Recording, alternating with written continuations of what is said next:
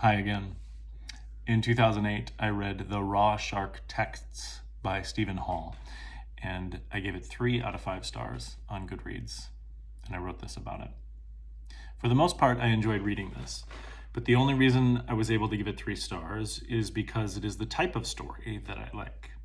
If it doesn't bug you that there are major logic problems in the story, or that the author chooses to regularly employ figures of speech as adjectives, you will be able to dive into a sort of comfortable, mindless escape. Don't try to reason with it, though, or you'll get a confusing waste of time feeling.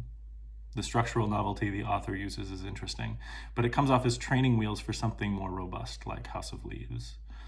While the mythology is tangible enough, it is turned throughout the story by Deus ex machina. All in all, it just wasn't as deep or profound as I'd hoped it would be. Now, with this review, I feel like calling myself out because I'm trying to be a little too cute.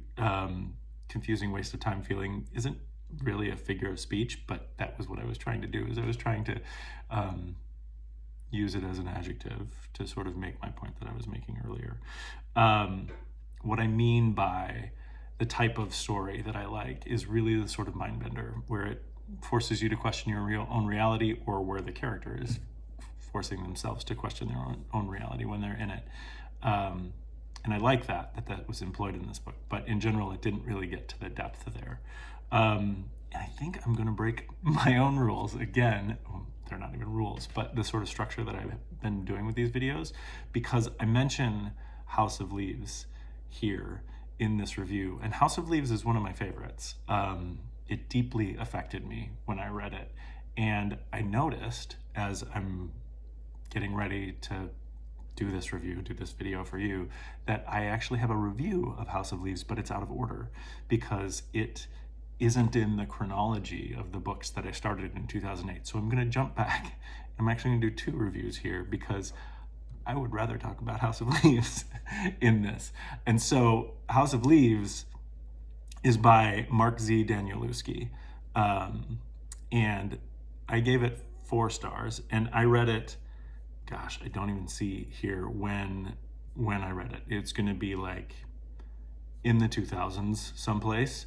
I read it before all of these books that I'm doing the review on, but so I gave it 4 stars, and I explain it a little bit here. I say, dizzying and wonderful. I gave it only 4 stars instead of 5 because part of me still fears it. It is a mammoth undertaking for any reader, but everyone that attempts it comes away with a new perspective and a great piece for conversation. When you finish it, you will feel you accomplished something and were changed by it. The multiple perspectives and the vehicle through which they are told make you feel as though you are experiencing the story rather than reading it. It feels alive. And I totally agree with that. So then I give sort of the synopsis for what I understood House of Leaves to be, which was the editors comment on a tattoo artist who descends into madness while reviewing the stolen notes of a dead blind man's screenplay about a family whose house is larger on the inside than it is on the outside. And it is growing. Yeah, I loved House of Leaves. And putting it alongside this and talking about these 2 books, this and the Raw Shark Texts, is this kind of thing that goes into my favorite, I don't even think you can call it a genre, my favorite kinds of fiction, art, all these kinds of things. I've talked about abstract fiction in a couple of these videos, but really when it's a mind bender, when it's forcing you to question what reality is, when it's looking at different layers of reality and different layers of experience to figure out what's the story and what's the experience and what is real, that's what I love. House of Leaves does it in a way that I've never experienced in any other medium. There are chapters with references that take you along in a labyrinth.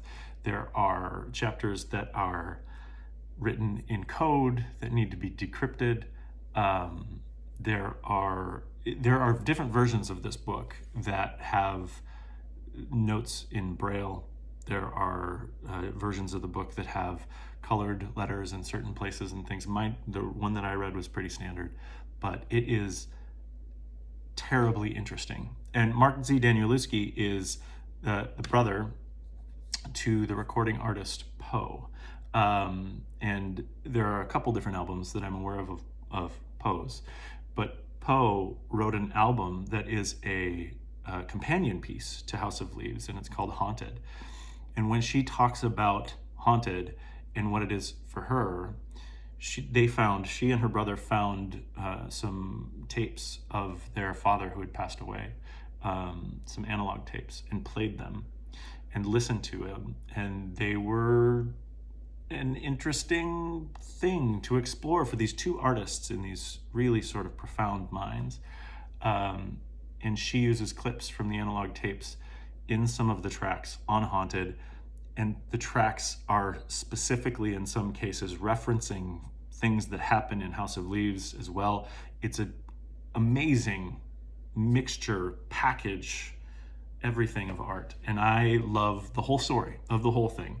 I don't really understand the origins. I don't really understand the feelings that they had. But the fact that they shared this in this way was something that was profound for me. And so this is the only book that I have on my favorites shelf of Goodreads that's a 4 out of 5 stars. But it's because it's a pretty scary book. And I used to have a lot of problems with scary things. I'm getting better with that now. But I recommend it for anyone who's willing. I talk about it as a mammoth undertaking in the review. If you're willing to go the distance on it, I think you should. And so this video has turned out to be more about House of Leaves. But again, it's one from my favorites shelf that we wouldn't have gotten to if I would have just been doing it in the chronological order. So hopefully you made it here and can have a conversation about House of Leaves, Mark Z. Danielewski, and Poe, and all of these things. I would imagine there are lots of things about this book, about this album, that I have no idea about, and I would love to talk about it more with anyone. So I hope you got this far. Let's talk about it. Leave a comment with it or reach out to me, because this is the kind of fiction that I want to talk about, and this is what this whole project is about. So thanks. House of Leaves is really interesting. Haunted by Poe is really interesting. Songs that are still really important to me there too, and all of it is about a feeling, and it's about really going deep, and they both did to help lead us there. So it's awesome. I hope you check it out, and I hope we can talk about it.